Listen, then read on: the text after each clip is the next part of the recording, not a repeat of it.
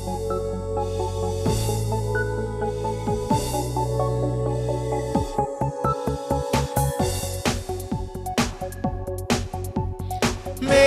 उल्लास, मेरा उल्लास, मेरा उल्लास, मेरा उल्लास, मेरा उल्लास, मेरा उल्लास, मेरा उल्लास, मेरा उल्लास।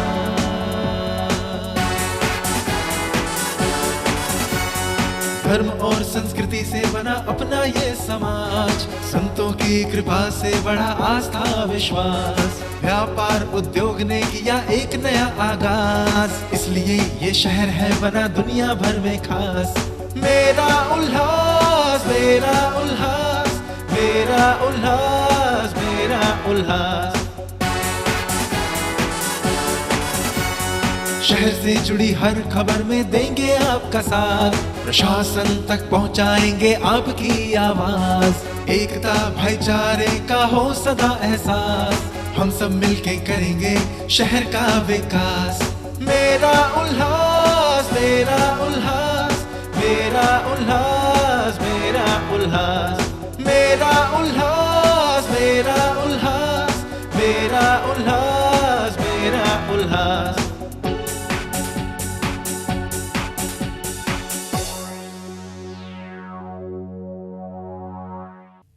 आपकी जुबान हमारी आवाज, देखते रहिए मेरा उल्लास।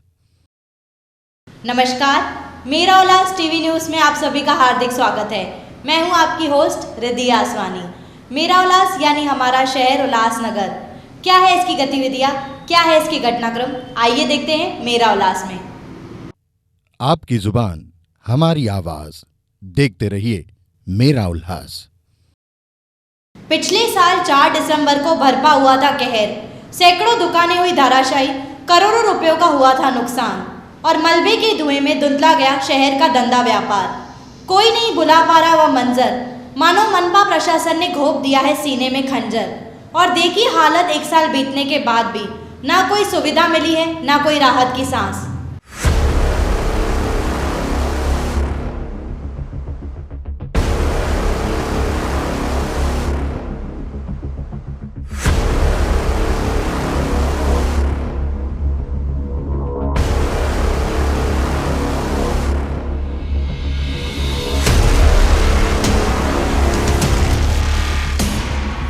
मुंहिंजो 17 सेक्शन जो दुकानु आहे पान जो। मुंहिंजो 8 बाय 7 जी कटिंग ॾेई विया आहिनि ऐं 11 बाय 7 दुकानु हुयो। 3 फुट बाक़ी बचे थो पर अञा ताईं कोई ठाहिराइण लाइ ॾियनि ई नथा। मां ठारायो बि हो, हिन पोइ मुंहिंजो टोड़े करे हलिया विया। अॻे साल अॼु साल थियण ते अची वियो पर कोई भी सुनवाई कोन्हे का मुंहिंजी। बहुत सारी दिक्कत है। इस बीच मेरे को हार्ट अटैक आ गया। क्या कारपोरेशन भर के देगी पैसा? बहुत लोगों के घर में डायबिटीज़ की बीमारी हो चुकी है। रोज़ यही बात पे सोच सोच के डायबिटिक हो चुके हैं व्यापारी और व्यापारी के फैमिली मेंबर। 6 मौतें हुई, उसका जिम्मेदार आयुक्त साहब और उल्लासनगर म्युनिसिपल कॉर्पोरेशन। हम लोगों को पाकिस्तान से उखाड़ा गया, जाओ बेटा भूखा मरो। और इधर क्या किया हम लोगों ने, ये दुकानें बनाई है और ये लोग क्या बोलते हैं, बेटा जाओ अभी भूख मरो। और क्यों? कि हम लोग के क्या भारत के नागरिक नहीं है? आज़ाद भारत के कोई नागरिक का कोई वैल्यू नहीं है। मेरा उल्लास की टीम ने की कल्याण बदलापुर रोड की पड़ताल और पाया कि लोगों की अंतरात्मा रो रही है। उन्हें गुस्सा है मनपा प्रशासन पर। ऐसा लग रहा है कि उनके सब्र का बांध कभी भी टूट सकता है।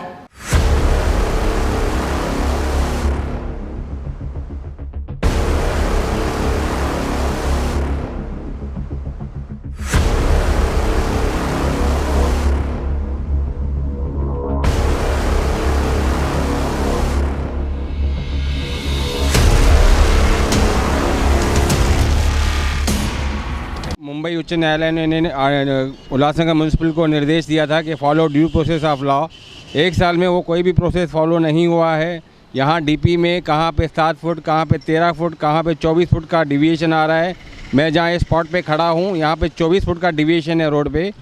हम लोग ने आयुक्त साहब को ये बार बार विनती की है कि डीपी के हिसाब से मार्किंग करे और उस हिसाब से मार्किंग देके डिमोलिशन करके रोड का काम जल्द से जल्द चालू करे। और 1 साल से जो काम ठहरा हुआ है, जिनका पूरा दुकान गया है, उन्हें अच्छी तरह से रिहेबिलिट करे और पुनर्वासन करे और जो मार्किंग है उसे सही करके रोड का काम जल्द से जल्द चालू कराए, क्योंकि एक साल से हर व्यापारी घर में बैठ के घर से खा रहा है। इसके लिए मेहरबानी करके आयुक्त साहब से विनंती है कि डीपी के हिसाब से मार्किंग देके जल्द से जल्द रोड का काम चालू कराए।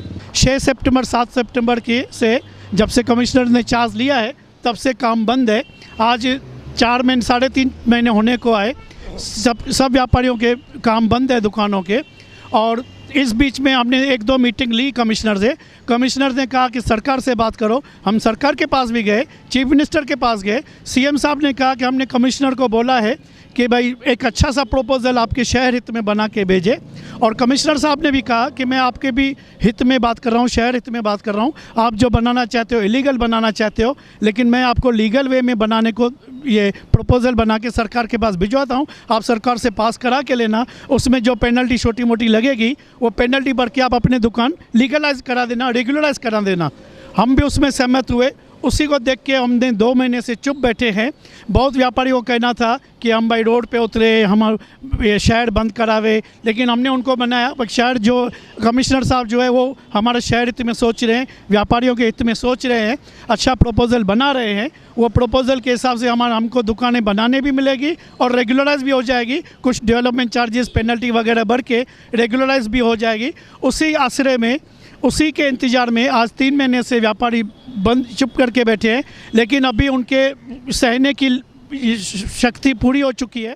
MRTP के एक्ट 124, 126 में प्रावधान है कि अगर कोई भी ज़मीन सरकार को चाहिए तो उसके लिए कानूनी प्रक्रिया होती है। उस ज़मीन को अधिग्रहण किया जाता है, उस ज़मीन के मालिक को मुआवजा दिया जाता है। उसके बाद वो ज़मीन का टाइटल मालिक से निकल के कारपोरेशन के पास आता है, कारपोरेशन उस पर अपना काम कर सकती है। अधिग्रहण का काम शुरू ही नहीं हुआ तो ये कब शुरू होगा, कब ख़त्म होगा? एक लॉन्ग प्रोसेस है, एक बड़ी लंबी चलने वाली प्रक्रिया है जिसका काम अभी शुरू ही नहीं हुआ है। इस रोड पे इनको एक भ्रामक स्थिति बताई गई थी कि साहब सारे इलीगल है, सारे इलीगल है। ऐसा नहीं है।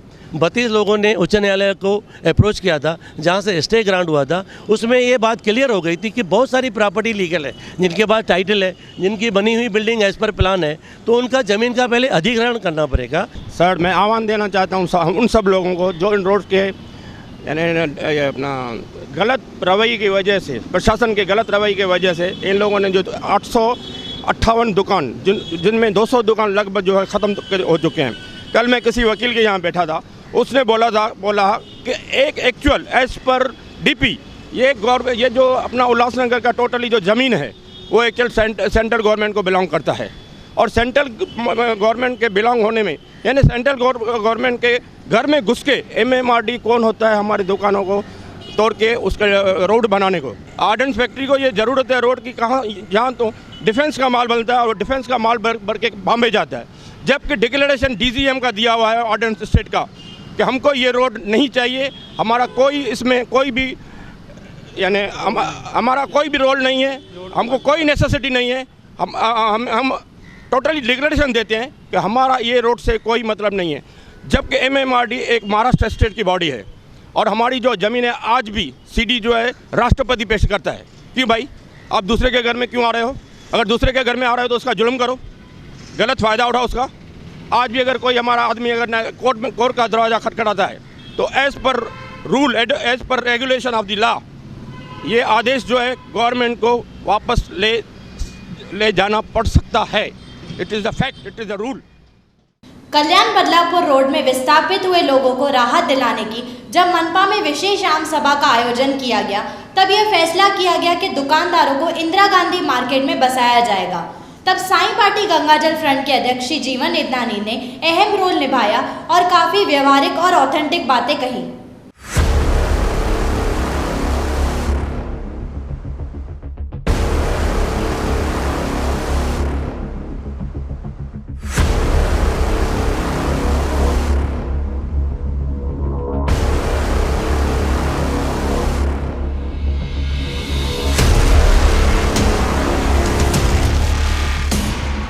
जीवन जी, जानना चाहेंगे क्या वजह थी साई पार्टी ने उस प्रपोजल को समर्थन नहीं दिया, पूरा सहयोग नहीं दिया?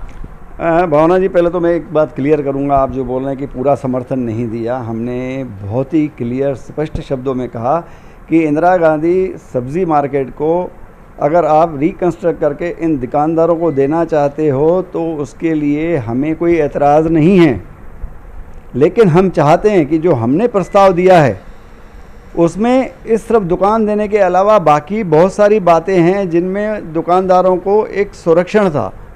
दुकानदार कैसे सुरक्षित हो, उनके ऊपर कैसे अधिभार ज़्यादा ना पड़े, उनके ऊपर कैसे टैक्सेस न बढ़ें, उनके ऊपर कैसे अन्याय ना हो, उनके ऊपर आगे चल के कोई ऐसे तोड़ू कार्रवाई फिर से न हो, वो हमारे प्रपोज़ल में वो सब बातें थी जो मानी नहीं गई। तो इसका मतलब ये जो प्रस्ताव हम दुकानदारों को इन्होंने पास करके दिया है वो आधा अधूरा है, संरक्षण के बगैर है। ये ऐसे हुआ है जैसे भारतीय जनता पार्टी आज तक वर्षों से 25 साल से बोल रही है कि मंदिर यहीं बनाएंगे, तारीख नहीं बताएंगे। तो आज ये हुआ कि इंदिरा गांधी वेजिटेबल मार्केट में विस्थापित दुकानदारों को बसाएंगे, कब वो तारीख नहीं बताएंगे। मार्केट कब बनेगा कब वो तारीख नहीं बताएंगे। बट यहाँ पे कहा जा रहा है 1 साल के अंदर कंस्ट्रक्शन ख़त्म होगा। देखिए मैडम, 1 साल के अंदर कंस्ट्रक्शन ख़त्म होगा। आप भी इस शहर में रहती हैं, आप भी गवर्नमेंट की प्रक्रिया को अच्छी तरह से जानती हैं।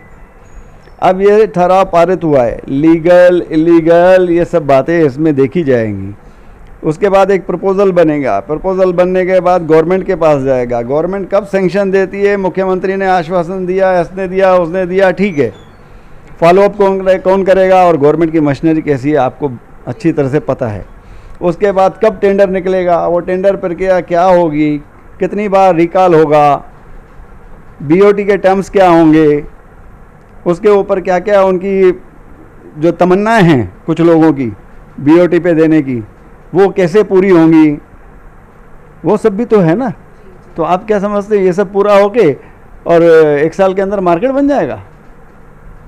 तब तक ये बेचारे गरीब लोग क्या करें जो आज विस्थापित हुए हैं, वो कहाँ जाएं। हमारी यही सिर्फ मांग थी कि जो महानगर पालिका के पास 200-250 दुकानें पड़ी हैं वो जल्द से जल्द ये जो विस्थापित लोग हैं उनको दी जाए भाड़े पे।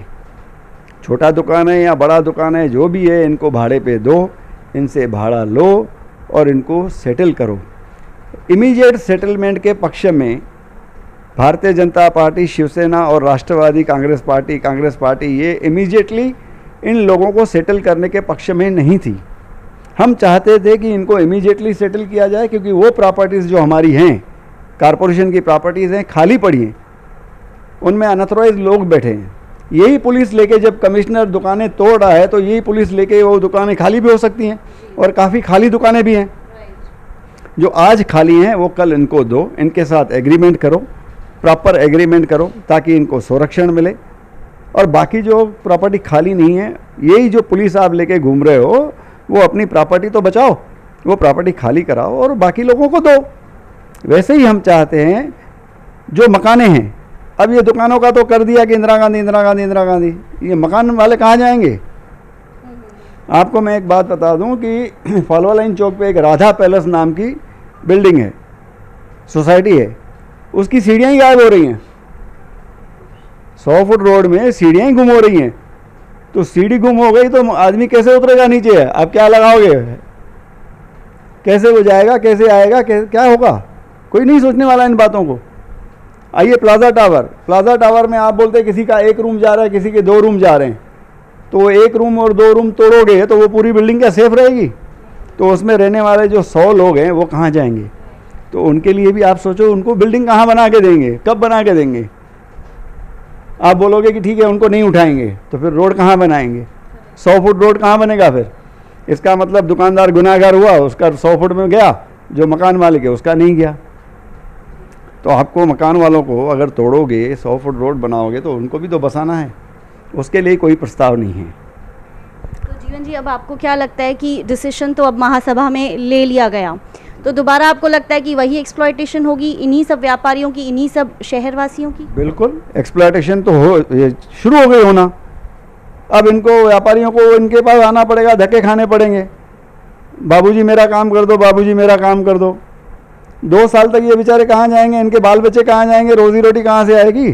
स्कूल की फ़ी है, घर में कम से कम सब्जी तरकारी और चपाती तो चाहिए, तो कौन देगा उनको? 2 साल तक रुक जाएं? हम चाहेंगे कि आपका जो प्रस्ताव था, आपकी पार्टी का जो प्रस्ताव था, वो एक डिटेल्स में अगर आप हमारे शहरवासियों को बता सकते हैं तो। डिटेल में मैंने सब न्यूज़पेपर्स में दिया हुआ है, सिंधी पेपर्स में भी है, हिंदी पेपर्स में भी है, वो डिटेल में मैंने दे दिया है।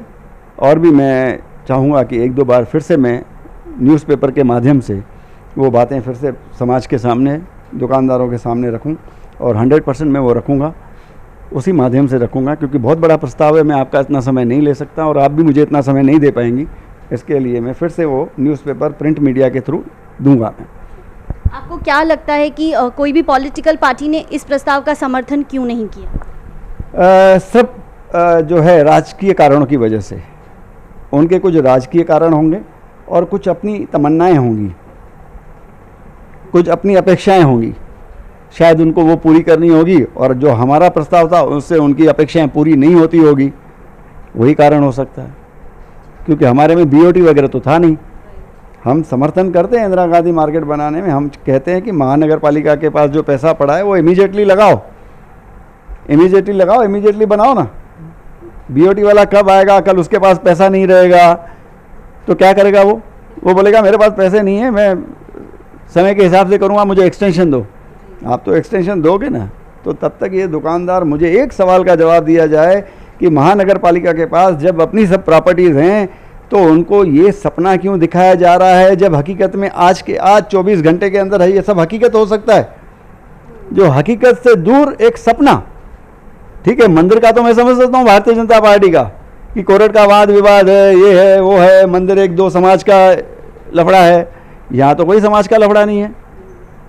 तो फिर इनको लालीपाप क्यों, इनको भुगतने के लिए क्यों छोड़ा जा रहा है, ये समाज को बार बार ये समाज को निर्वासित करने के लिए क्यों छोड़ा जा रहा है। आज मुझे लगता है कि हमारे माननीय सदस्य, गणमान्य इतने बड़े नेता हैं, वो शायद रियलाइज़ नहीं कर रहे हैं इनके दुख को, दुकानदारों के दुख को। आज अगर उनके पास अर्निंग नहीं होगी, कैसे घर चलाएंगे। मैंने महासभा में भी कहा कि इस घटना की वजह से कई लोग तो डिप्रेशन में चले गए, कईयों के रिश्तेदार गुजर गए झटके में।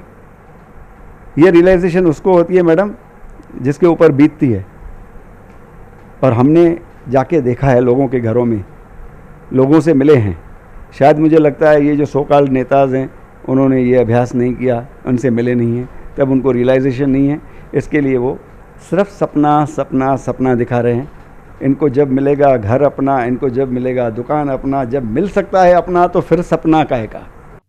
आपकी जुबान हमारी आवाज, देखते रहिए मेरा उल्लास। उल्लासनगर के मनपा आयुक्त श्री राजेंद्र निम्बालकर एक ऐसे सक्रिय आयुक्त हैं जो अपनी नींद और चैन गंवाकर शहर के हित में कार्य कर रहे हैं। मंगलवार सुबह सवेरे वे गोल मैदान परिसर पहुंचे। वहां उन्होंने खुद रुककर अवैध फुटपाथों को हटाया और नाश्ता बेच रहे ठेले वालों को खदेड़ दिया। मेरा उल्लास की टीम उनके इस प्रयास की सराहना करता है, परंतु जिस तरह का कार्य उन्होंने सुबह किया, उसी दिन शाम को मनपा की कार्रवाई पर प्रश्न चिन्ह लग गए। शाम को फिर से मंगल बाजार लग गया और अवैध फेरी वालों ने सड़क को घेर लिया और ट्रैफिक भी जाम हुआ। उल्लासनगर महानगर पालिका के आयुक्त श्री राजेंद्र निम्बालकर उल्लासनगर शहर को जिस तरह विकसित बनाने का प्रयास कर रहे हैं वो सराहनीय है। पिछले दिनों से जिस तरह संपत्ति कर वसूलने का कार्य चल रहा है और साथ ही साथ अतिक्रमण करने वालों पर जो कार्रवाई की जा रही है वो काबिले तारीफ है। हाल ही में सुबह सवेरे मनपा आयुक्त स्वयं पहुंच गए गोल मैदान परिसर में और वहां पर अवैध फुटपाथों को हटाया और वहां सुबह नाश्ता बेचने वालों को खदेड़ दिया।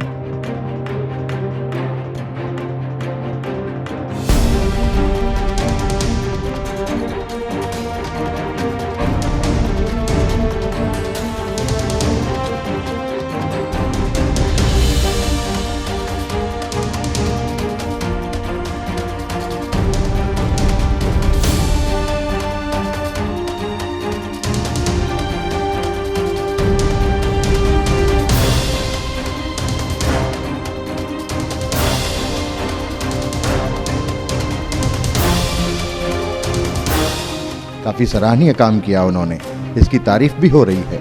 लेकिन इस तस्वीर का एक दूसरा पहलू भी है।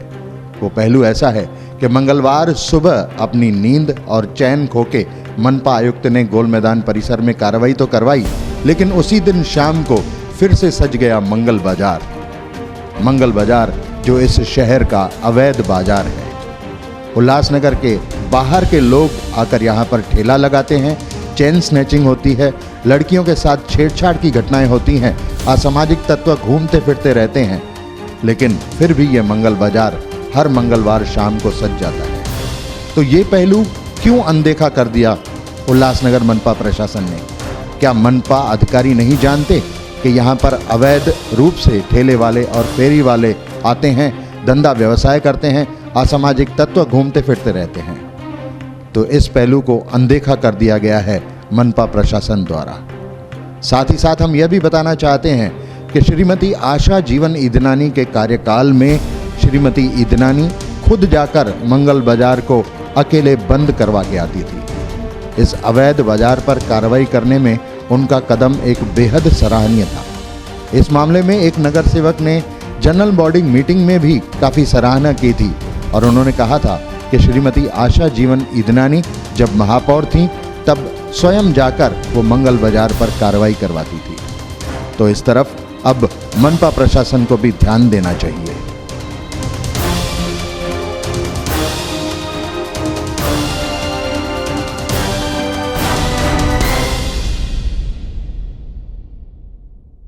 आपकी जुबान हमारी आवाज, देखते रहिए मेरा उल्लास।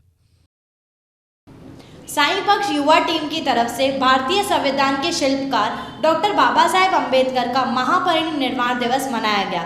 इस अवसर पर डॉक्टर बाबा साहेब अम्बेडकर के जीवन पर प्रकाश डाला गया तथा मोमबत्तियां जलाकर उन्हें श्रद्धांजलि अर्पित की गई। शरणं गच्छामि धम्मं शरणं गच्छामि संघं शरणं गच्छामि बुद्धं शरणं गच्छामि धम्मं शरणं गच्छामि संघं शरणं गच्छामि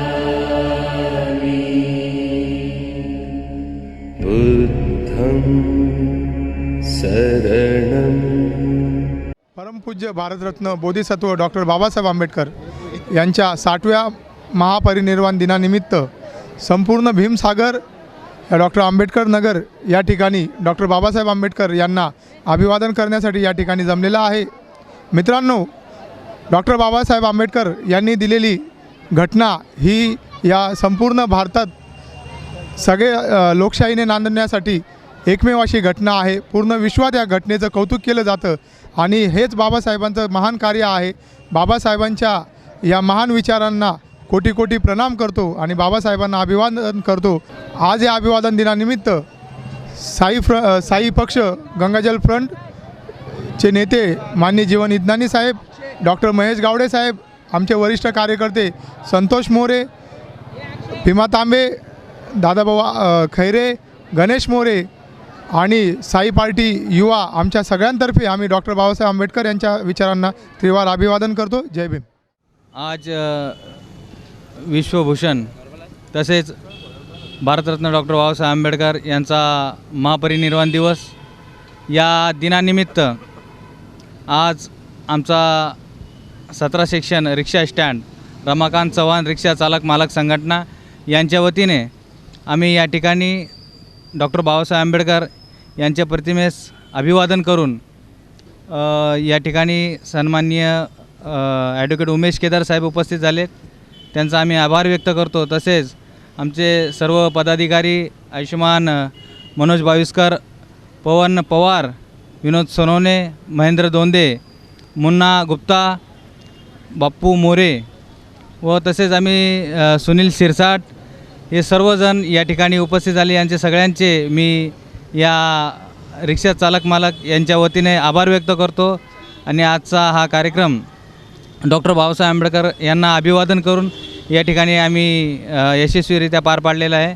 त्याबद्दल सगळे कार्यकर्त्यांचे पुन्हा एकदा आभार आणि इथंच आपली रजा घेतो. जय भीम. आपकी जुबान हमारी आवाज़, देखते रहिए मेरा उल्लास. आगामी 10 दिसंबर शनिवार के दिन है माँ गीता की जयंती. भागवत गीता भगवान श्री कृष्ण को बेहद प्यारी है. उसका श्रवण और मनन करने से दुखों का नाश हो जाता है. इसकी जानकारी दे रहे हैं स्वामी शांति प्रकाश आश्रम से जुड़े श्री वासुदेव सचदेव. सभी शहरवासी भक्तों को बताते हुए बड़ा हर्ष हो रहा है कि आप हम सभी अपने घर वालों का जन्म मनाते हैं, लेकिन जो मोक्ष देती है गीता मैया, उसका जन्म शनिवार को बड़े धामधूम से विश्व में मनाया जाएगा. जिस घर में रोज़ गीता का पाठ होता है उस घर में कभी भी भूत प्रेत, कष्ट, कलेश, पीड़ा, लगत और जो टेंशन है, बीमारी है, वो सब उतर जाते हैं. आप भी हर रोज़ गीता का पाठ करें तो आपको भी मोक्ष प्राप्त होता. और इसी दिन मोक्षदा एकादशी का व्रत पावन है, वो भी आप रखेंगे तो आपके पितरों का भी मोक्ष होगा और आपके मन में भी जो खोटे विचार है और टेंशन है, अशांति है, वो दूर हो जाएंगी. स्वामी देव प्रकाश जी महाराज हर रोज़ सुबह और शाम बच्चों और भक्तों को गीता का अर्थ सुनाते हैं, पाठ कराते हैं. जिस कन्याओं की शादी नहीं होती है वो गीता का पाठ करे, उनकी अवश्य विवाह होगा, क्योंकि गीता भगवान कृष्ण की शक्ति है. आपकी जुबान हमारी आवाज़, देखते रहिए मेरा उल्लास. तो बस आज के लिए इतना ही. वक्त आ गया है आपसे विदा लेने का, लेकिन इस वादे के साथ कि फिर से मिलेंगे आपसे मेरा उल्लास के अगले एपिसोड में. तब तक के लिए धन्यवाद.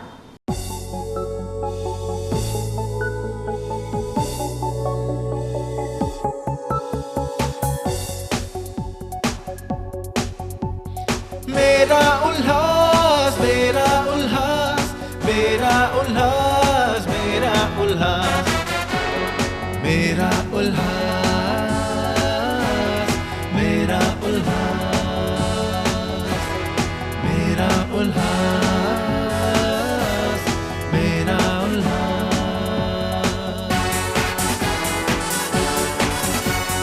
धर्म और संस्कृति से बना अपना ये समाज, संतों की कृपा से बढ़ा आस्था विश्वास. व्यापार उद्योग ने किया एक नया आगाज, इसलिए ये शहर है बना दुनिया भर में खास. मेरा उल्लास, मेरा उल्लास, मेरा उल्लास, मेरा उल्लास. शहर से जुड़ी हर खबर में देंगे आपका साथ, प्रशासन तक पहुंचाएंगे आपकी आवाज. एकता भाईचारे का हो सदा एहसास, हम सब मिलके करेंगे शहर का विकास.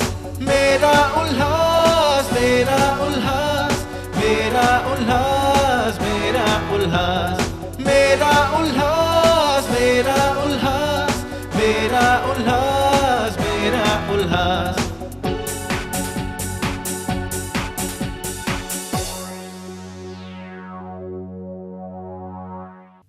आपकी जुबान हमारी आवाज़, देखते रहिए मेरा उल्लास.